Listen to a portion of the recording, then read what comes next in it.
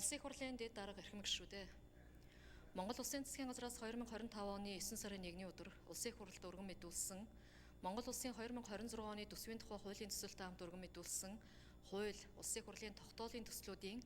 хэлц хэсэг асуудлыг Улсын их хурлын чуулганы 2025 оны 10 дугаар сарын 17, 24-ний өдрүүдийн нэгдсэн хуралдаанаар хэлэлцэж, анхны хэлэлцүүлэгт бэлтгүүлэхээр төсвийн мянга ороо болон бусад байнгын ороодод шилжүүлсэн билээ.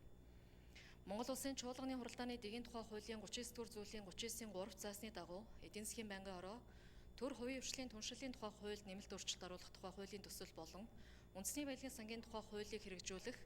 зарим арга хэмжээний тухай Улсын их хурлын тогтоолын төслийг хэлэлцэж, санал дүгнэлтээ зарчмын зөрүүтэй саналын томьёолын хамт төсвийн байнгын ороонд ирүүлсэн.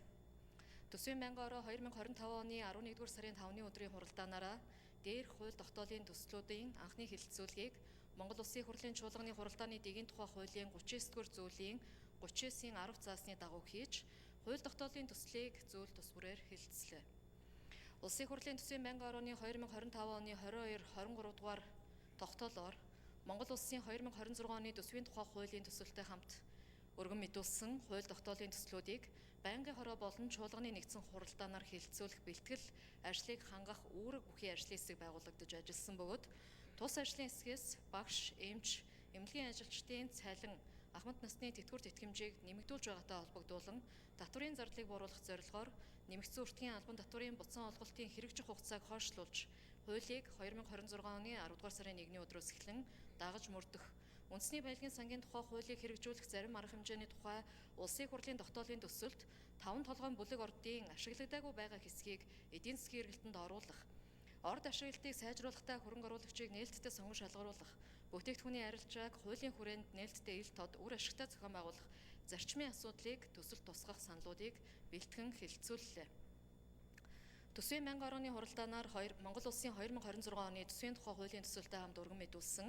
Монгол Улсын их хурлын тогтоолын төслүүдийн анхны хэлэлцүүлгийг явуулах үед ажлын хэсэг болон Улсын их хурлын гишүүдээс Монгол Улсын их хурлын чуулганы хуралдааны дэгийн тухай хуулийн 39-р зүйлийн 39-ийн 14 заасан хугацаанд ирүүлсэн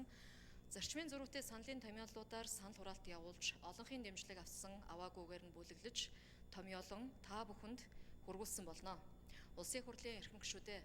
Монгол Улсын 2026 оны төсвийн тухай хуулийн төсөлтэй хамт өргөн мэдүүлсэн хууль, Улсын их хурлын тогтоолын төслүүдийн анхны хэлэлцүүлгийг явуулсан талаар төсвийн байнгын орооны санал дүгнэлт, зарчмын зөрүүтэй саналын томьёолыг хэлэлцэж шийдвэрлэж өгөхийг та бүхнээс хүсье. Анхаарал тавьсанд баярлалаа.